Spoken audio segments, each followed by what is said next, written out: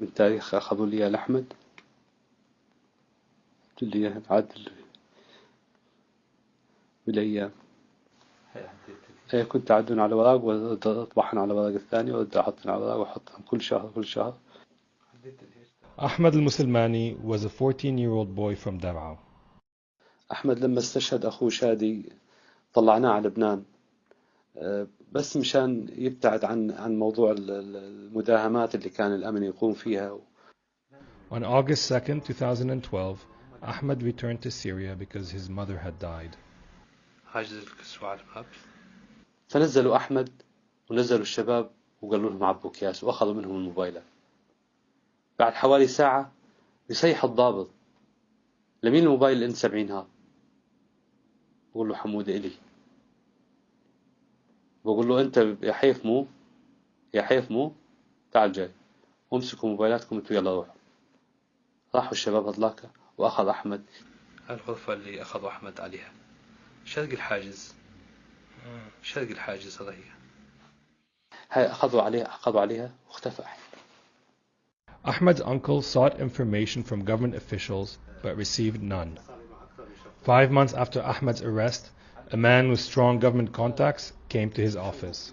فحكى لي إنه بإمكانه هو يعني يجيب لي يعني يطلع لي إياه بمبلغ معين. قلت له أخي قديش يعني؟ قال لي 600. فقلت له خلاص يعني لو ما معيش مصاري بدنا ندبر، ما في مشكلة. فكانت المفاجأة إنه بعد أقل من أسبوع بقول لي أستاذ ببشرك ابن أخوك حي وابن أخوك موجود بالمخابرات الجوية ووصيت عليه ووقفوا الضرب عنه. قلت له أي بدي الولد أني ما قلت لك. قال لي لا يا أستاذ إحنا بس جبنا لك معلومة إنه حي ولا مش حي، أما إذا طلعوا له مبلغ خاص. قلت له ليش يعني؟ قال لي مش أقل من 2 مليون. After raising 1 million Syrian pounds, he was told that his nephew would be released in 10 days. But Ahmad didn't come home. In March 2015, several thousand photographs of the dead detainees were posted online. It was the first time families could search for their loved ones among the photographs. قعدت أفتش في الصور فتفاجأت بصوته كأنه هو، من خشمه ومن هيبته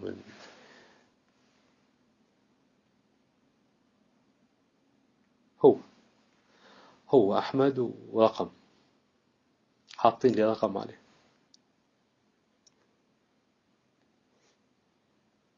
أحمد بدل ما كان يروح صار رقم.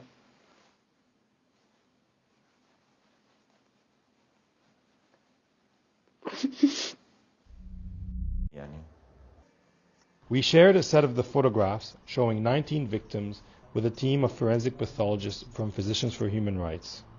There were 4 deaths we attributed to starvation. One of them was very, very malnourished person. There were 6 cases where there was blunt force trauma. What I can predict is looking at the injury pattern and saying that yes, in fact, there is enormous amount of trauma. And some of them was the pattern of injury was so severe that you could see large blotches of blue discoloration because of beating that sustained.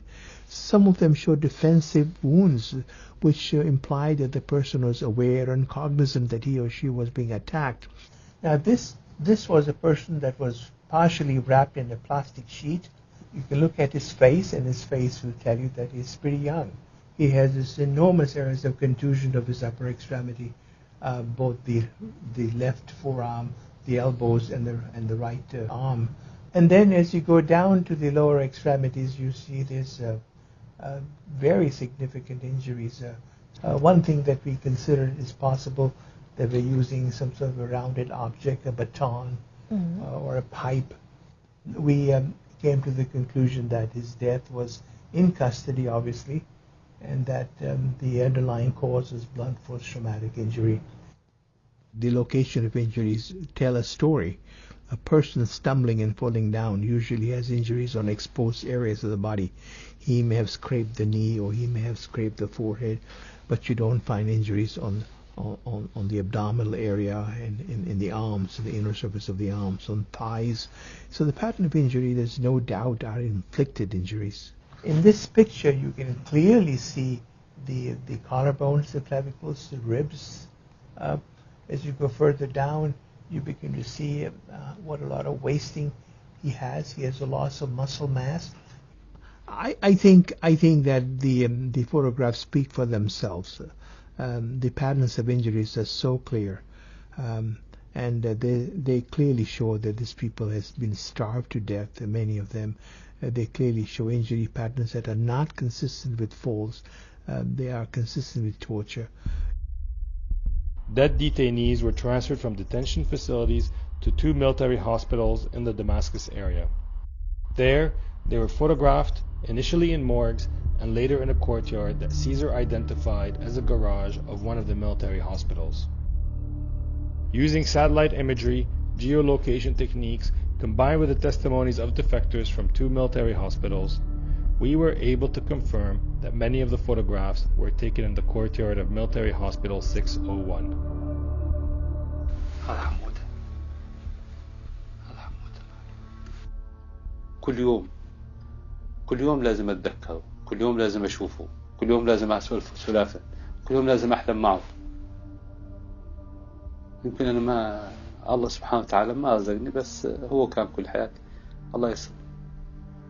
الله يسر. The people shown in the Caesar photographs were starved, beaten, and tortured in a systematic way and on a massive scale. These photographs represent just a fraction of people who have died while in Syrian government custody. Many are still suffering the same fate.